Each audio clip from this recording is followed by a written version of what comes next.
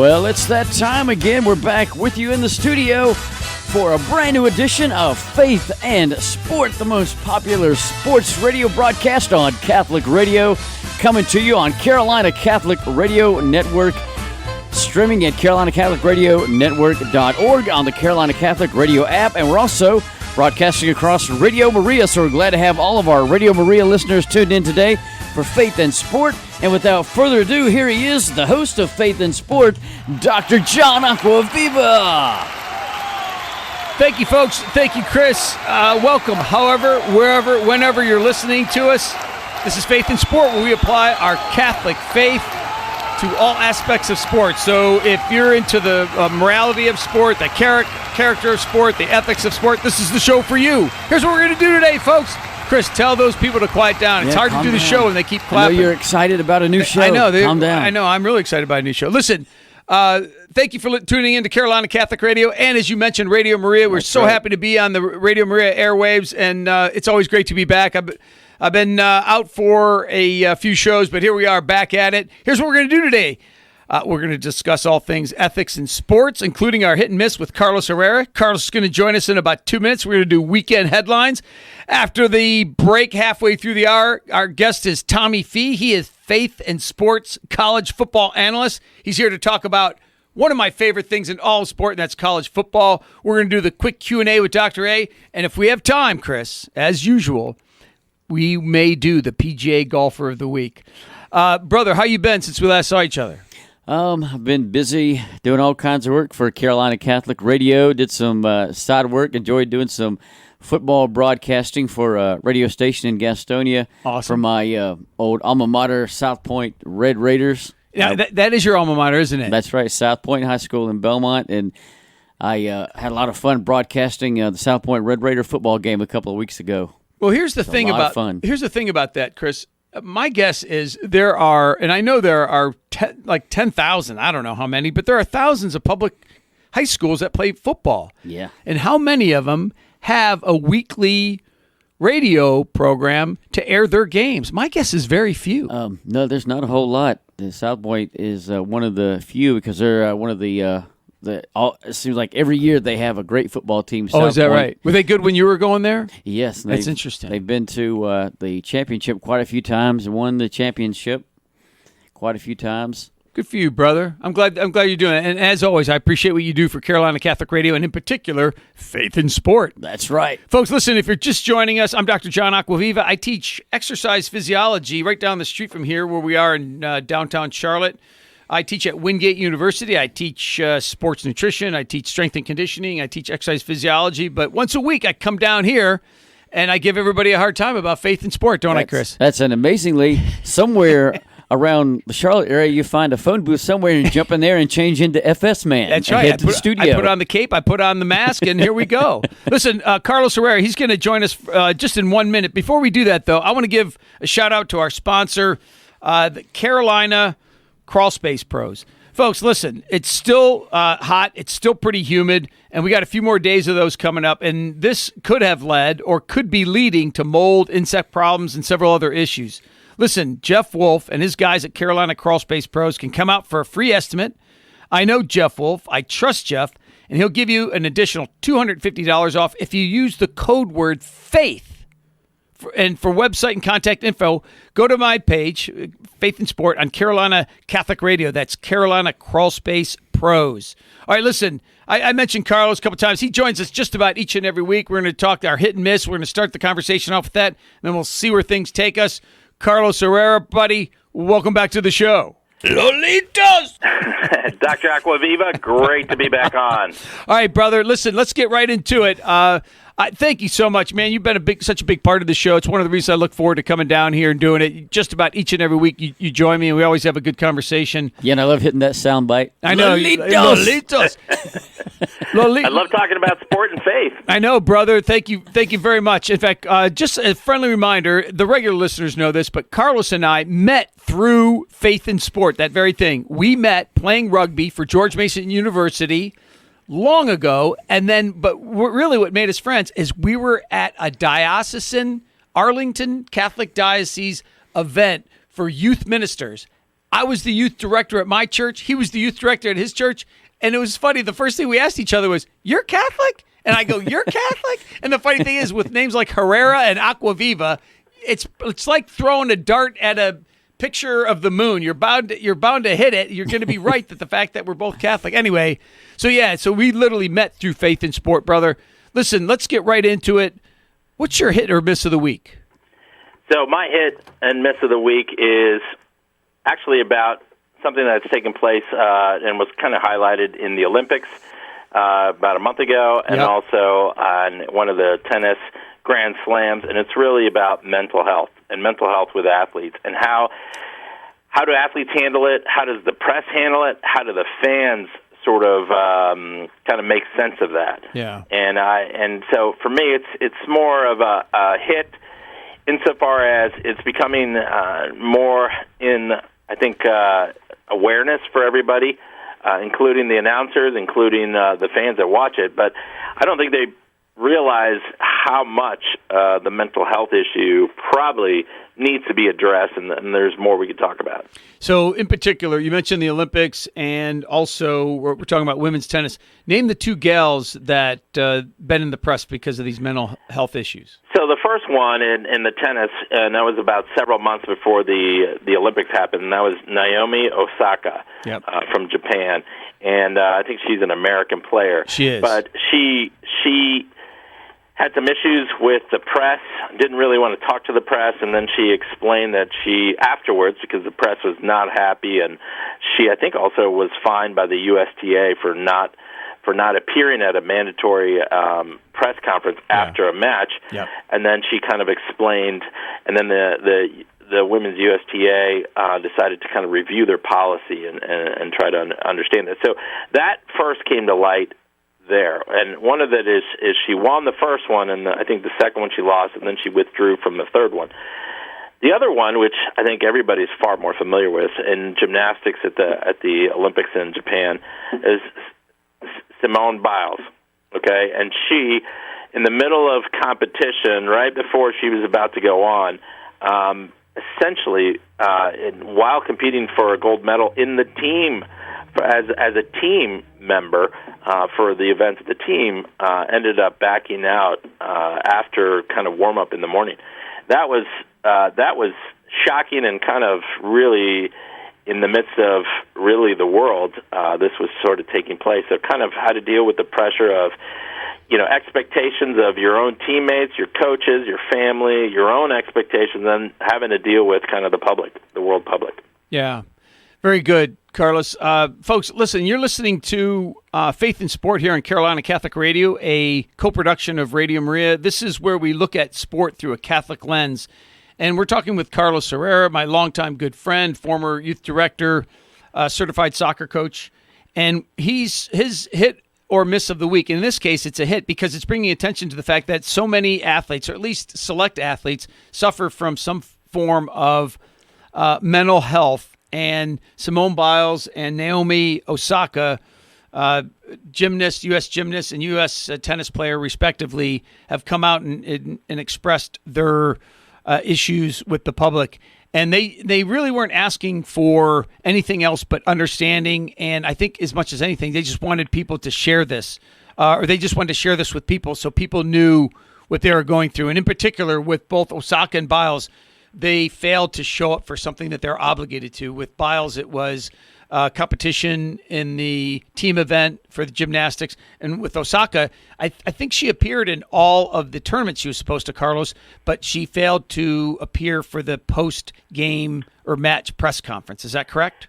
Yeah, she actually backed out of one of the tournaments. It was one of the smaller, lesser-known tournaments, but she backed out because she felt like she needed some time. And really, this is all about the fact that, it's interesting how when you're coaching youth, you forget about kind of the mental aspect of the game and how challenging it is for every player at different levels. Some of it is, and because, just think about it as a kid. I remember being a kid playing a tournament in New York, and we made it to the finals. We traveled to New York, and I was the goalkeeper and we were in double overtime, and they scored. The opposing team scored the winning goal on a corner kick. Me as a goalkeeper, I was depressed and just distraught because I felt like it was my fault, right, as a goalkeeper. Of course. And here I am. I don't know how old I was, 12, 13 years old, and nobody.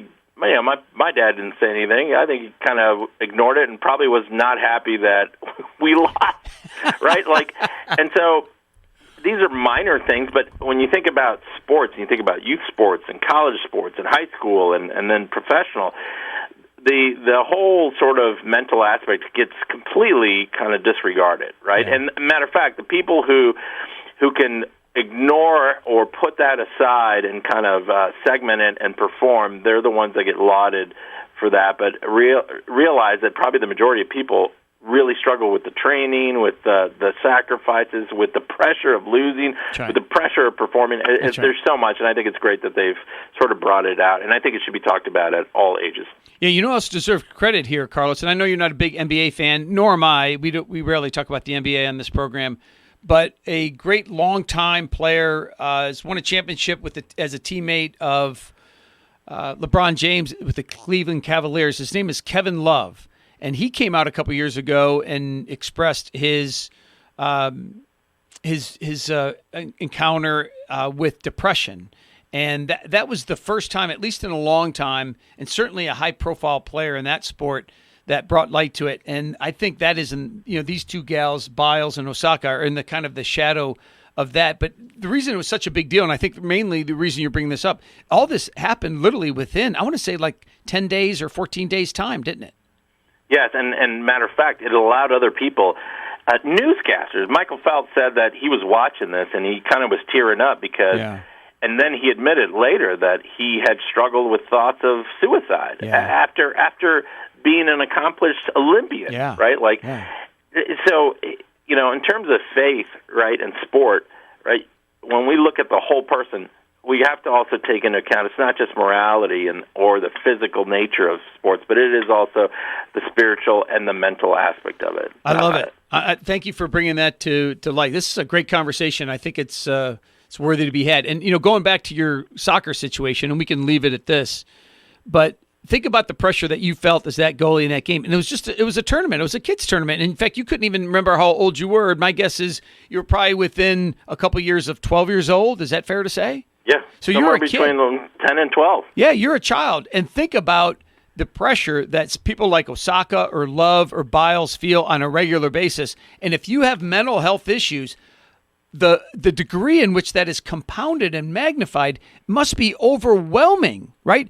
You mentioned the great swimmer Michael Phelps, the most decorated swimmer of all time in the Olympics, if I'm not mistaken, right? 4 different Olympics. Yeah. He won at least one medal, and he won numerous medals in most of those. And here he is. He has, you would think he has everything to live for. My guess, he has more money than virtually anybody, just about any athlete, certainly an Olympian. But that's not everything, right? You have to have that mental kind of a strength. And if there's something that's wrong, so to speak, I just imagine it's a great cross to bear. And it also highlights, and I'll end it at this, it also highlights the fact that there is places you can go get help, right? Sure. And this is something that, and parents don't realize it, right? Like, parents watching on the side, I could keep going and talking about this. Of course. I've seen parents react on a kid's performance, and some of it, it's no reason the kid struggles with a feeling of lack of self-worth because the parent is either living through the kid or expects the kid to be perfect. And it's impossible. And we create these things ourselves as parents, and I think it's really, we need to really be more aware. And obviously, I think the fact that it's being spoken now it's really important, and it's real, and it has impacts. And hopefully there's more resources that and emphasis that gets put towards this. Very good.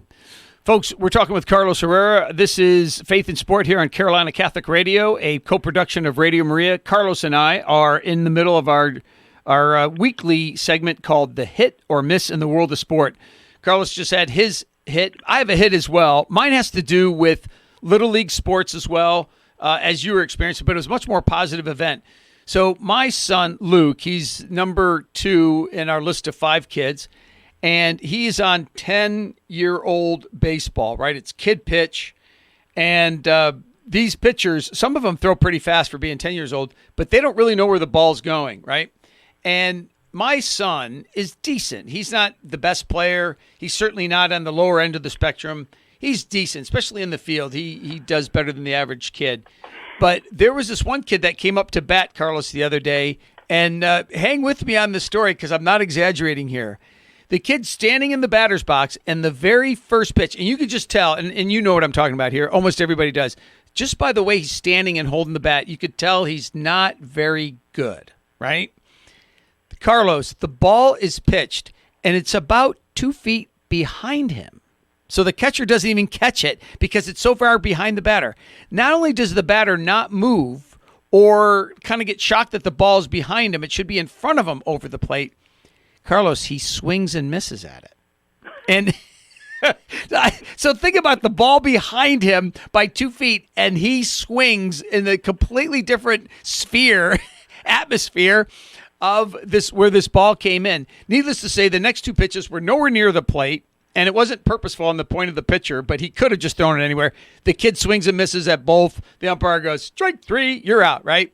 So everybody kind of feels bad for this kid. Yeah. And it's just, I'm like, holy cow, this kid swung. I'd never seen that before. I've watched a lot of youth sport. I've watched a ton of baseball. I played a ton of baseball, but I've never seen anybody, Carlos, the ball's behind them and he swings and misses that as if it were coming over the plate. That's what it was, kind of funny, right? But it wasn't really funny. I'm sure that mom or dad of that kid was highly embarrassed. That kid didn't know any different. He just ran back to the bench and people gave him high fives. Anyway, at the end of the game, this same kid comes up and the pitcher is a little slower, right? So it's a little more hittable.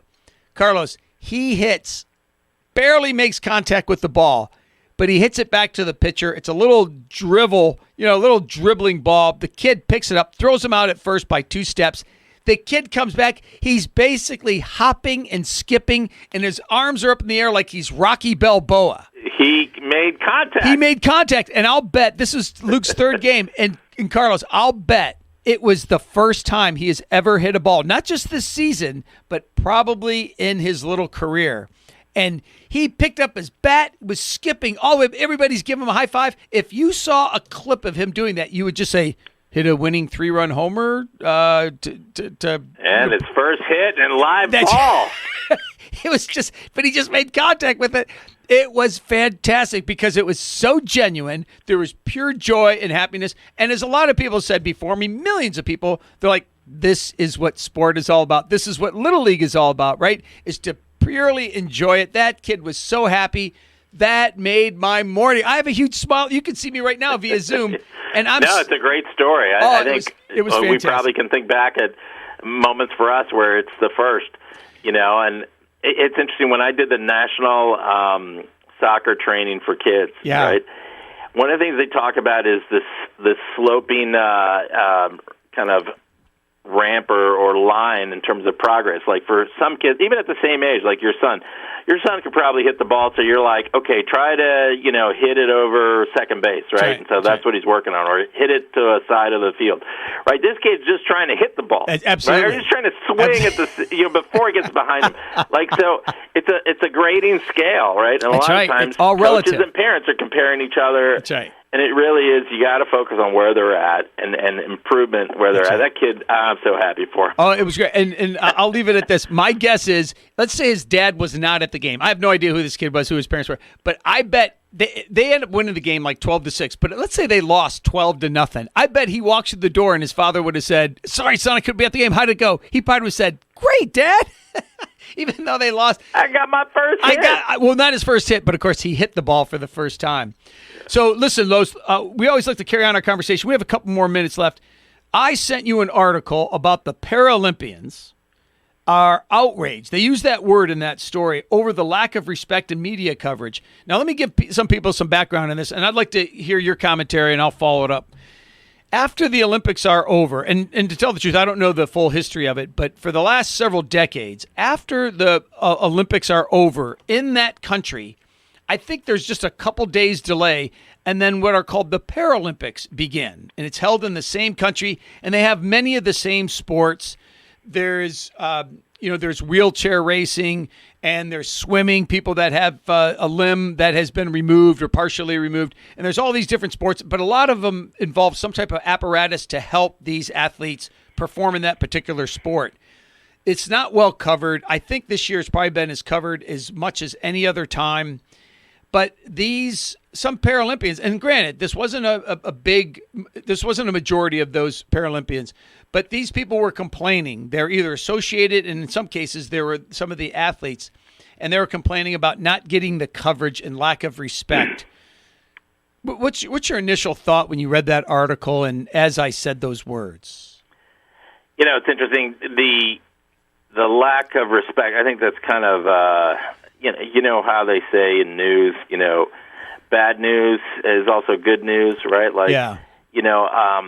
If you feel like you're not getting enough coverage, one way that you get coverage is you make a lot of noise about That's right. how little coverage you're getting. That's right. That's right. And obviously, the Paralympics have been around for a long time, and it's never been a highly watched. I mean, it's hard to watch the Olympics, and most people, when they watch the Olympics, they're kind of done with watching Olympics. I think it's. I don't think I've ever watched a Paralympic. No, either have I. No disrespect to the athletes, but it's hard enough to watch the Olympics. I didn't watch any Olympics this year because of the politics, and I just had no interest in it. So for me, I don't see it as a sign of disrespect, right? It says it's like anything else. It kills me when athletes on teams say, "Oh, we got no respect." I go, "Yeah, because you're not that good," right? Right? And so they complain. It's like respect is earned on some level, right? And so I think it's kind of one of these empty arguments, but I get it, right? They, people who have struggled have physical disabilities for whatever reasons, and they want to be watched because they train and compete and whatnot. I just, it's hard for me to, in some level, feel like that is, unreasonable. What kind of really happens, right? Which is the lack of media coverage. Yeah, no, you make a couple good points there. I think as much as anything, this is probably the year in which people can point to being victimized as much as any time. I think that's the word that people either use, or that is a word that is kind of used as a, there's like some analogous other term that is associated with being a victim. And I think you're right. Ultimately, they're just trying to point the finger back at themselves and say, hey, look, we work really hard to get here every 4 years. We deserve the same amount of respect and the same amount of press that everybody else gets in the Olympics. But Carlos, you make a good point. Those Olympics are long, and less people probably watched them this year than ever because of the political content that's directly associated with the Olympics and almost every professional sport. But I would say this too, that the playing field is never level in any sport. Some people are bigger than others. Some people are stronger than others naturally and so forth. Some people have better trainers than others. There's no question that there's an unlevel playing field, and that's just nature, and we have to accept that and then just go ahead and compete. But the issue with the Paralympians is that the playing level is even more unequal for this reason. I'm just going to give one example, and I'm just going to assume everybody's going to get this analogy. So if you have a missing limb, let's say part of your leg as a swimmer, then you can qualify for these Paralympics. But let's say you've been amputated at the ankle, so you're missing your foot only. And then the next individual next to you has had their leg amputated just below the hip. So they virtually have no leg, where the other person next to them has a full leg but maybe no foot.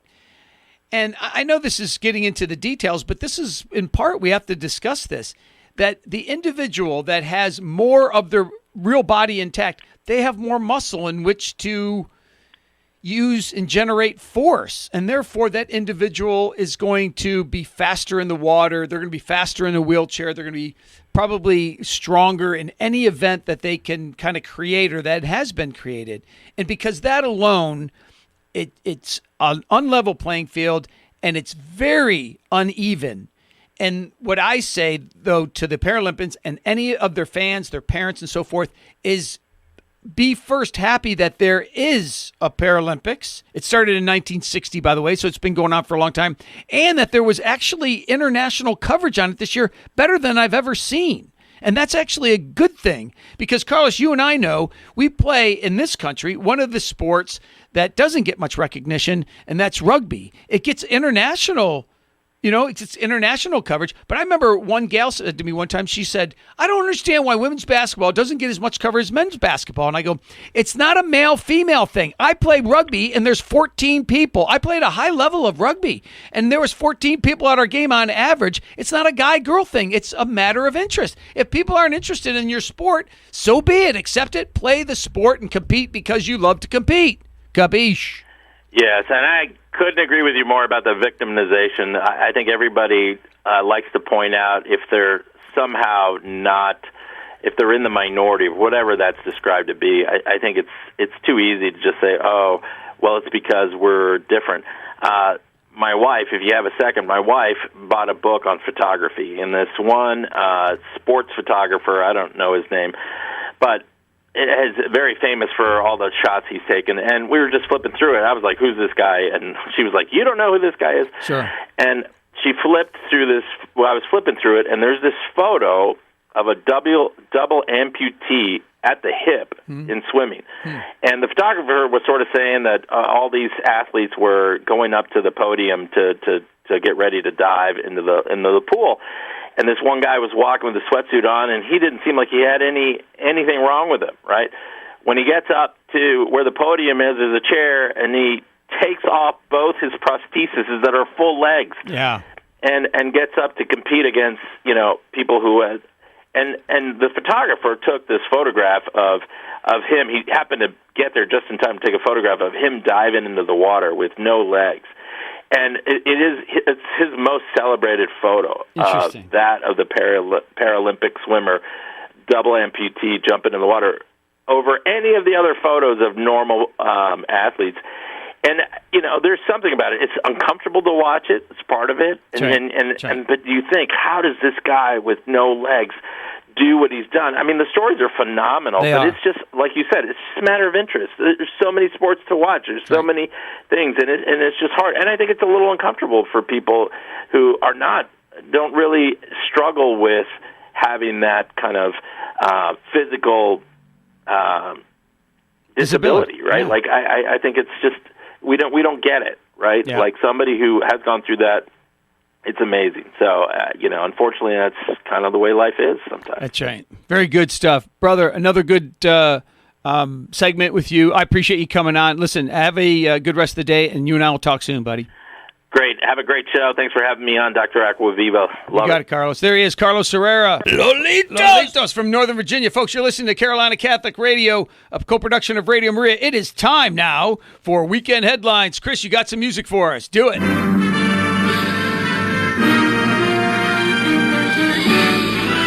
Spanning the globe to bring you the constant variety of sport, the thrill of victory,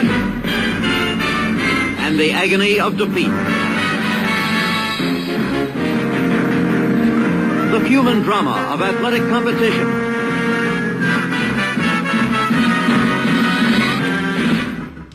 It's time for Weekend Headlines with Dr. John Acquaviva on Faith and Sport. Here we go, folks. In the PGA, American Max Homa wins the Fortinet Championship for his third tour victory. Next up on the tour is the Sanderson Farms Championship in Mississippi. I want to say not too many people say that. I don't think there's too many tour spots in Mississippi, but I think that's actually an annual event, so good for them for hosting that. In NASCAR, apparently Kyle Larson, yes, likes night racing and takes the flag at the Bass Pro Shops race at Bristol. Next up is the South Point 400. Listen, after the break, I want to get your take on night racing, okay? Okay. In Major League Baseball, folks, we're just 2 weeks away from the playoffs, and several spots are still in play. The Atlanta Braves left fielder Eddie Rosario, do you hear about this, brother?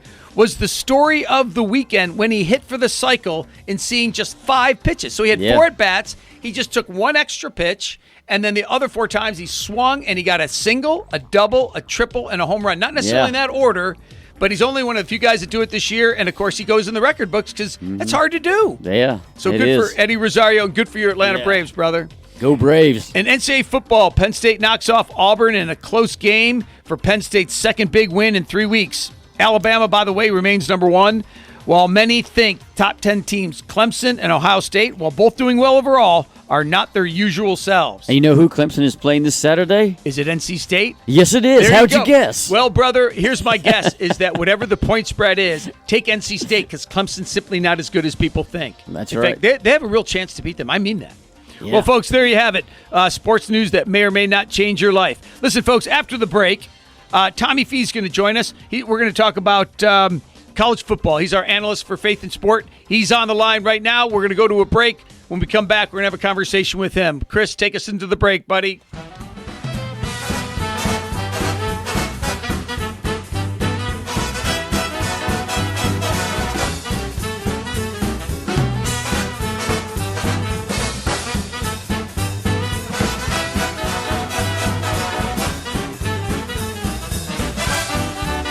You are listening to Faith and Sport on the Carolina Catholic Radio Network, as well as Radio Maria. Glad to have all of you listeners tuned in on the Radio Maria Radio Network and Carolina Catholic Radio Network. And remember, you can tune in on Carolina Catholic Radio on CarolinaCatholicRadio.com or the Carolina Catholic Radio app. And make sure when you tune in on the on Carolina Catholic Radio.org or the Carolina Catholic Radio app to hit that donate button to help us to keep Carolina Catholic Radio on the air and keep bringing you great Catholic radio programming like Faith and Sport. More Faith and Sport up next.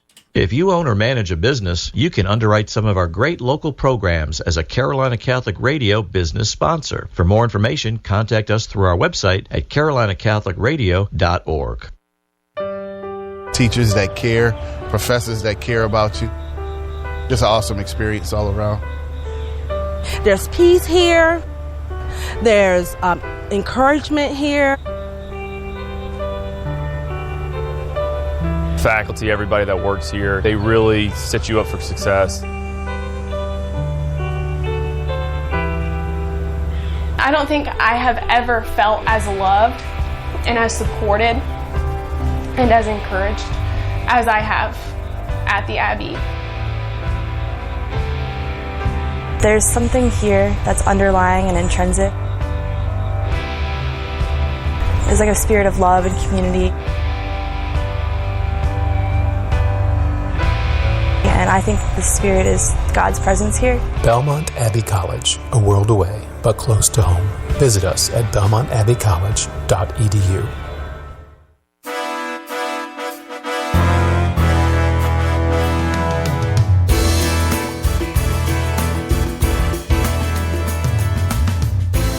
Calling all Catholic men of the Carolinas, this is Jason Murphy for the Carolina Catholic Media. 30 in 30, the road to a comeback.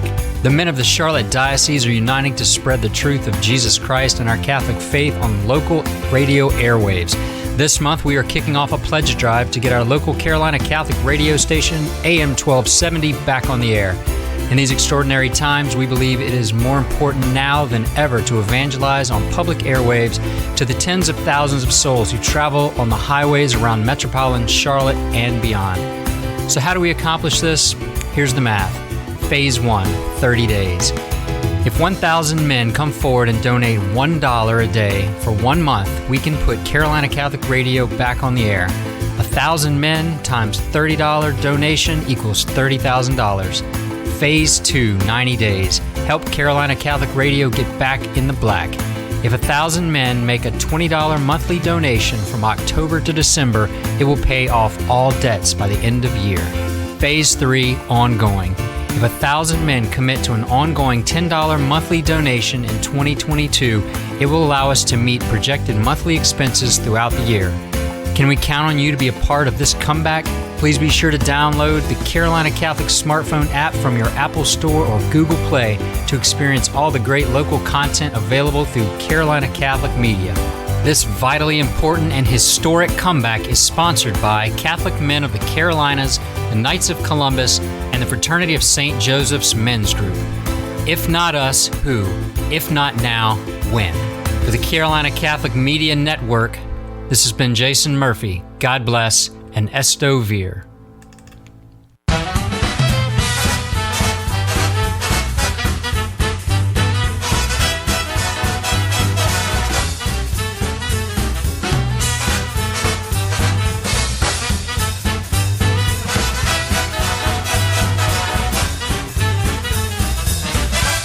And we are back with more Faith and Sport. Glad to have you tuned in for Faith and Sport today, whether you're listening at CarolinaCatholicRadio.org or on the Carolina Catholic Radio app, or you're listening on the Radio Maria Radio Network. Wherever you're tuned in to Faith and Sport, we're glad to have you tuned in and welcome you back to more Faith and Sport. I'm Chris, the producer of the show, and once again, here he is, the incomparable, the one, the only, Dr. John Acquaviva. Give him a hand. Hey, folks, welcome back to the break, or from the break. Dr. John Acquaviva, exercise physiologist down the road at Wingate University. Listen, in 2 minutes, going to join us is Faith and Sports, one and only college football analyst. We've only had one college football analyst in the history of this show. It's Tommy Fee. He's decided to take some time out today. He's going to join us in 2 minutes. Thank you for joining us either way here on Faith and Sport. This is where we look at sport through a Catholic lens. Chris, I want to ask you about that NASCAR race, but first I want to get to our sponsor, folks. That is Carolina Crawl Space Pros. Living here in the Carolinas, we have a high level of humidity for much of the year. Many times a high humidity level in the crawl space can cause your beautiful hardwood floors to buckle and other problems. So go to the website, Carolina Catholic Radio, go to my page, Faith and Sport, and you'll see contact info, and you'll see some information about Carolina Crawl Space Pros. And if you mention the word faith when you call them, Carolina Crawl Space Pros, the code is FAITH. You'll get an additional $250 off any work they do for you. So thank you to Jeff Wolf and the guys at Carolina Crawl Space Pros. Brother, before Tommy Fee comes on, there was a night race this past weekend in NASCAR, right? And not being a huge fan of NASCAR, I've come to appreciate it to a certain degree for sure. But when I see a night race versus a day race, it looks more appealing to me. It just looks more attractive. I think it's more appealing to the eye. The bright lights coming off of those shiny hoods and those cars. Does it matter to you, or do you just go, day, night, it's all the same, it's just a little different? Well, it's a little different in the way that the drivers don't have to worry about the sun shining right in their face when they're trying to drive, because that sometimes is a big distraction and blinds them if they're going around into like turn 1 or 2, and that sun's just like beating right into the windshield. And it's probably hotter, of course, too. Hotter, right? Thing, yeah. And that has a lot to do with the tires too, because when the track, when the asphalt is hotter, the tires heat up and the tires get hotter and stick more to the racetrack. But when the sun's not out there shining, beating down on the racetrack, the tires don't stick as much. And they go faster. And also they tend to slide a little bit more along the track, which can cause more wrecks. I know that's what you're leading, so it's possible there's going to be more wrecks. But let me ask you this, though. Outside of the wrecks thing, do you enjoy watching it better at night? Or I can understand it from the driver's standpoint, but what about you as a viewer? Yeah, it's fun to watch a night race, because most of the races are during the day. Yeah. In the hot sun like that, and it's a lot of fun to see the difference between a night and day race. Yeah. It's interesting to know. In fact, I know that this information's out there. One of them probably gets better ratings than the other, and my guess is it's day racing, because if it's a Sunday night, or I think that's when people are tuning into other sports, or they're tuning into bed. Right. And they just rather watch it during the day and rather have it, even though they may prefer it, they just, they're going to get better. Or they're in a hurry to get out of church and get home and get the race on. That's right. Got to get the race on. That's good stuff, buddy. It's always interesting to talk about that and learn a little bit more about the house wine of the South, NASCAR. Right.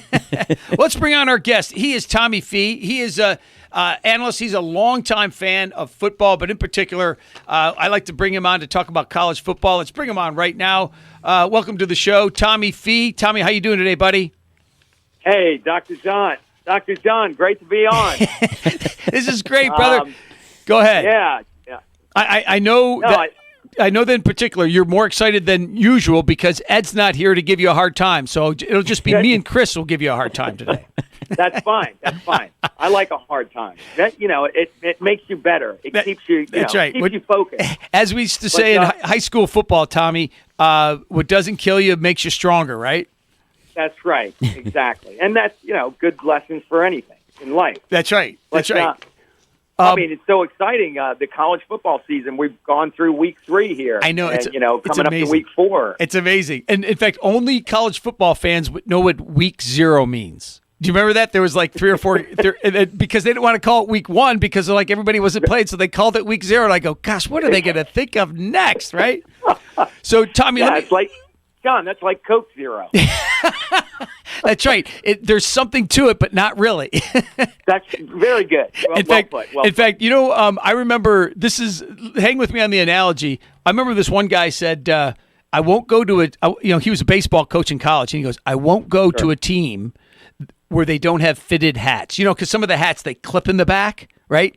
And he was like, I won't go to and in one of the questions that a coach would ask a athletic director, if he wants to offer him a job as a football coach, the football coach would have to hear no to the following question. You guys don't play in week 0, do you? Because that would mean that they're nobody, right? That means they're a directional school like Southeast North Louisiana State. You better watch out. There is, I think that is. I know. No. Actually, Southwest North Louisiana State could beat Ohio State this year is my thinking. Well, don't go too far. I mean, there's, we've got the classic, top teams. Alabama's number one. Yep. And they struggled against Florida. That was a good game. It looked like they were going to get control, and then Florida made it a game. That's right. They only lost by 2 points. That's right. The spread's 14.5, so people might have fallen into that. But I would say, to me, the team that I really like that's in the top 10 that I think, people don't. I really like Penn State this year. Do you? Yeah. Okay, why? I love their coach, a disciple from Ralph Friedgen, at Maryland, and I always liked Ralph. But their defense. To me, it's always about defense. I know it's a cliched, saying, but it's just so true.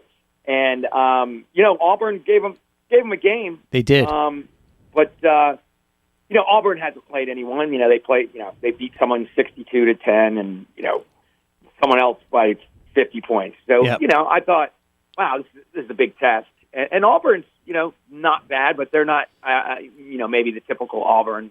That's right. But but that's an early game. Week 3, they're meeting Penn State at Penn State. The whiteout, and they had that. So I just think they have a pretty solid offense, and but their defense to me is their main weapon, and that's going to carry them through. Now, they have a tough schedule. They do have a tough schedule.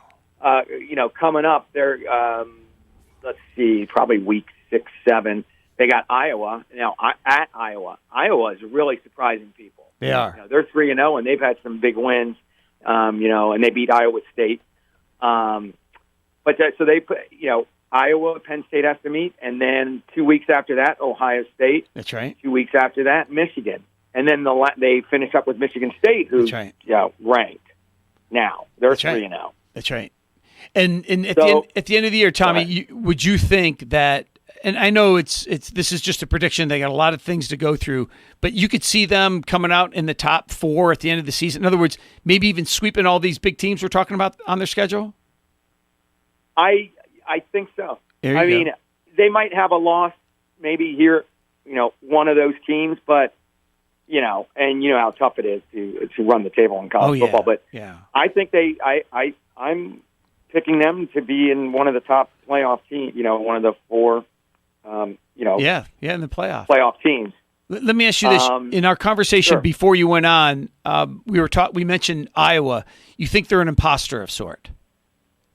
I saw some of their games. They got some real timely turnovers, and, of course, I'm having a blank here. Who'd they play the first? Iowa State. That wasn't the first game. Oh, it wasn't their first game? Oh, yeah, that was their second game. You're right. Their first game was, okay. Anyway.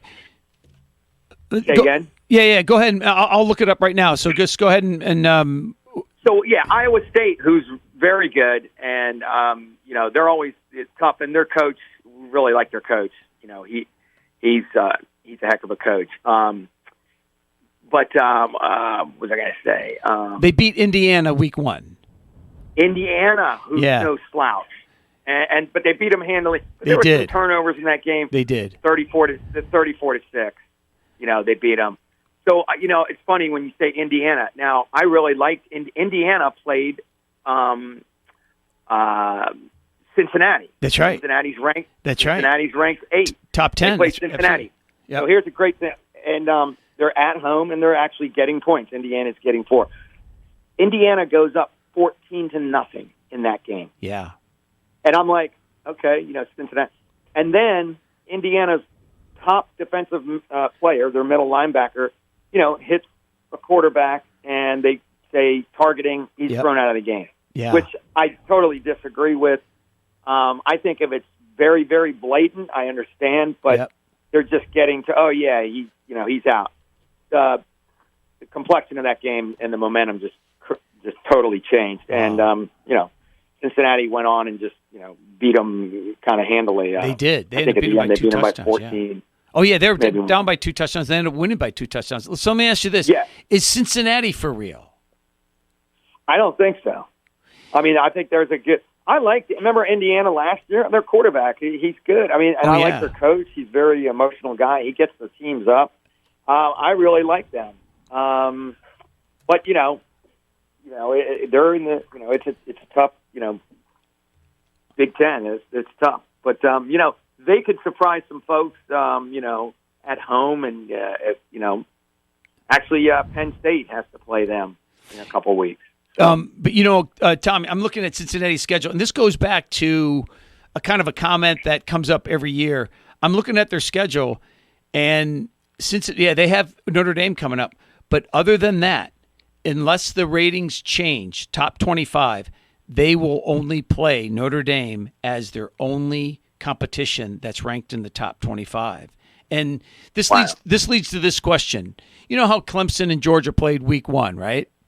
Sure. And often when that happens, especially if your team loses, and this goes with, I have heard this from fans and commentary from reporters and so forth that cover the teams, even prior to it, if they anticipate a loss, and they're saying, why are you scheduling these games? Because Cincinnati is a classic team, Tommy, that could go undefeated and still be in the conversation for a playoff spot, whereas if they played even just 2 or 3 ranked teams, they might have 1 or 2 losses in there, and they would be out of that conversation. They would be out of the conversation. And there is something to be said about that Clemson and Georgia, for instance, playing one another, yes, it brings great viewership to the game. It brings, for you and I as fans, we love to see those tough matchups, especially in week 1. We have something to look forward to all summer. But the fact is, it probably doesn't pay off for those teams, does it? Because they have that automatic loss, and as soon as you have one loss, you start to get eliminated from that playoff conversation. Well, it's a very good point that you bring up, and I agree with you. And I would only say this, that yes, I personally love to see those early matchups in week 1. I love it. I mean, it's great. And I think they should go back to that more and more. But, you have, like you said, north, southeast Louisiana, and no one's ever heard of them, and it's 65 to, 3. It's like, what are you doing here? But, hey, we got to win, and we crushed them. We're great. You don't know what these teams are like.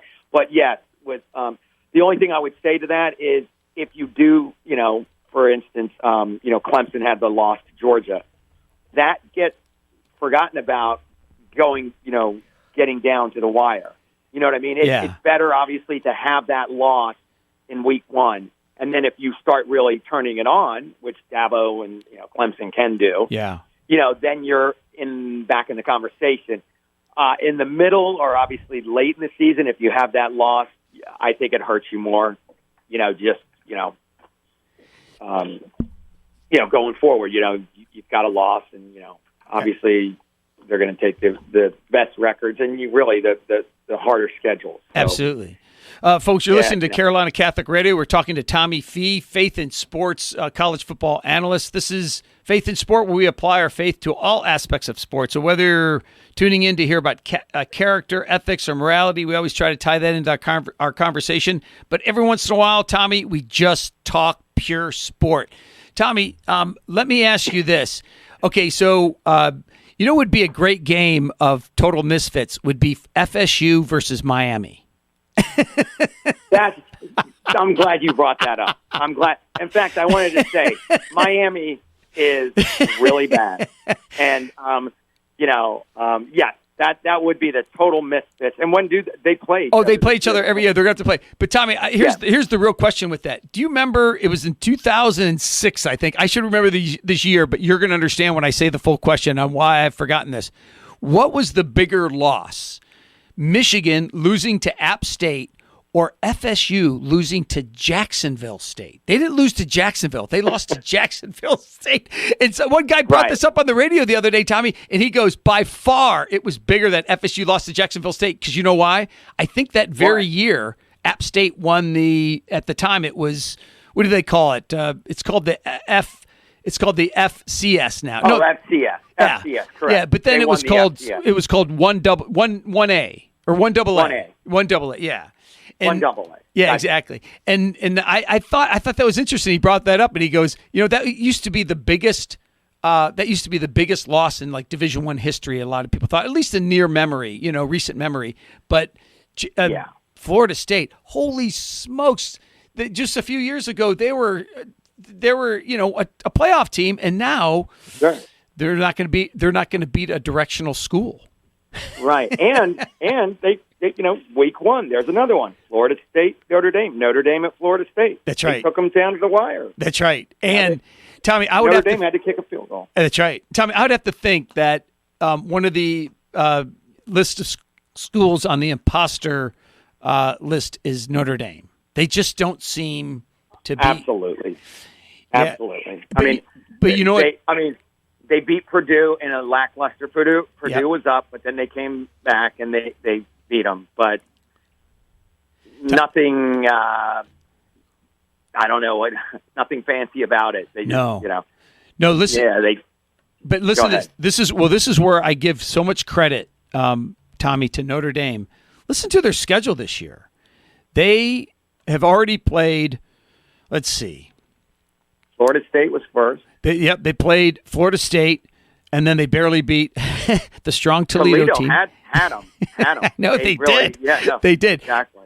But listen who they're playing the rest of the year. I really give them credit. They have Wisconsin this week, then followed up by Cincinnati, then they have Virginia Tech, then they have USC, then they have UNC, then they have Navy, who's going to give them a hard time. They had one heck of a schedule, and in a normal year, this would be even worse because they are to play Stanford at the end of the year, even though I don't think they are right. They are not who people think they should be. But no. I give them credit for scheduling all those teams, brother. That's one tough schedule, and if they even come out with 2 losses, I think that's going to be a successful year for them. I agree with you. And, what's the old coach that was at Minnesota? They are who we thought they were. Yeah, what was his name, Tom? What was his name, Tommy? I know that's exactly. He coached at Stanford. I know. John, I'm getting older now, and I'm just having, moments. Where I just remember. But Tommy, here's what I always say it is. Like my father used to say that all the time. He goes, dang it, I'm forgetting a lot of stuff. And I go, but remember how many more games and information that you've acquired. Like just think about, Tommy, all the games that you have watched, all the players that you have watched. And then out of nowhere, I'm asking you about something or somebody asks you. It's tough to come up with that even in your best of days, brother. Exactly. But we love to say it because it's funny. We are who we thought they were. It was a loss to the Bears. Minnesota lost to the Bears. So let's leave you with this, brother. And I know this is just kind of easy prediction, but yet somewhat difficult. But who do you see as the national champion this year? I'm going to have to stick with it. What I was saying earlier, Penn State. Oh my gosh! Oh, there you go. We're going with Penn State. All right. I'm going to tell my in-laws that you're going to be their favorite college football analyst because they're going to love to hear that, brother. No, I really like Penn State. And they have a tough schedule. I like their coach. They're, They could do it. They could easily do it. And I mean this, and this is from a Michigan fan. There are very few teams, if any team, that is tougher to win at Penn State than the Nittany Lions. It is brutal to go there. My goodness. It is. And the whiteout and everything. Oh, yeah. That game was 20-21. Auburn's right there. But that's right. Penn State got that, and they, 28-21, and they covered the 5.5. They did. I thought that was a tremendous game. If you're game. a betting person. That's right. But Tommy, I'll say the same thing I said to you when we were chatting earlier. They have the knack of being care or not care about the game, care or not care about either team. they have a knack of playing in tremendously exciting games year after year, does Penn State. Yeah. Yep. I love it. And he's a battle tested. Franklin. Yes, battle James tested. Franklin. Yeah. You know, he's been in. I mean, you know, they had the year they had Saquon. Yep. And Trace McSorley. Thank you. Yep. Trace McSorley, who's the local. Well, for me, around here in Virginia. That's right. Speaking of local, I just wanted to do a shout out. I really like North Carolina. Now they lost to Virginia Tech. That's tough going into Virginia Tech, but they've kind of righted the ship and they took care of business this past week against Virginia, 59-39. Yeah, and Tommy in Michigan, where Michigan, of course we got it. Yeah, and where do you see them ending up in the top 25? Yeah, I think Harbaugh has righted the ship. You know, he's had a couple. You know, when he first came in, he was like unbelievable, right? Yeah. I mean, I want to. Gosh, I can't even remember who he broke in with, and then he went to Stanford. San Diego State, he broke in with. Yes, thank you. Anywhere he went, he just turned programs around. Instant winners. Obviously, he went to the pros, San Francisco, like Alex Smith, unbelievable. You know, wow, we're in the almost. You know, beat his brother. I mean, the game was pretty much over. Someone pulled the light. Probably someone had a big bet on it, you know, and then they had to, you know, whatever. But you know, then it's down. Then they're down there, and they've got Kaepernick. Yep. But he doesn't run it one time. That's right. He passes all 4 times. That's on him. I mean, you know. But I think that was he lost to his brother, and maybe that started things.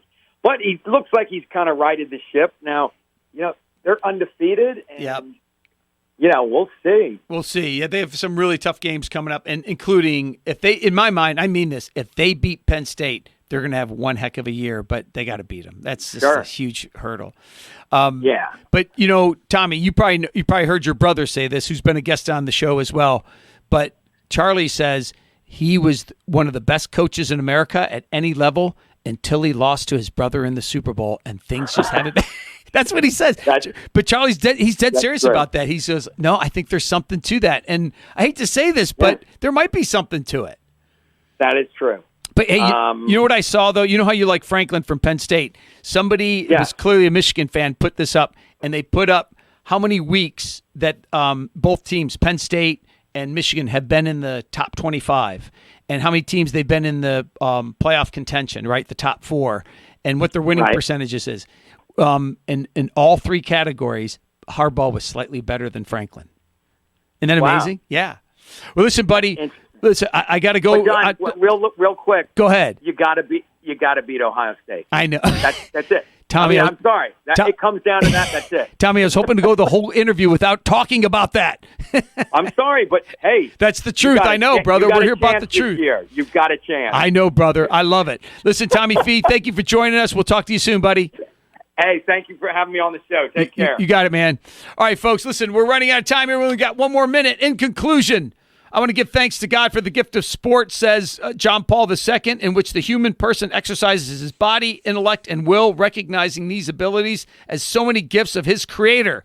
John Paul II said that, one of the great comments about faith in sport. Listen, before we go, special thanks to Carlos Herrera and Tommy Fee for joining me on the show today. I'm Dr. John Acquaviva. Please join us next time here on Carolina Catholic Radio and Radio Maria for Faith in Sport.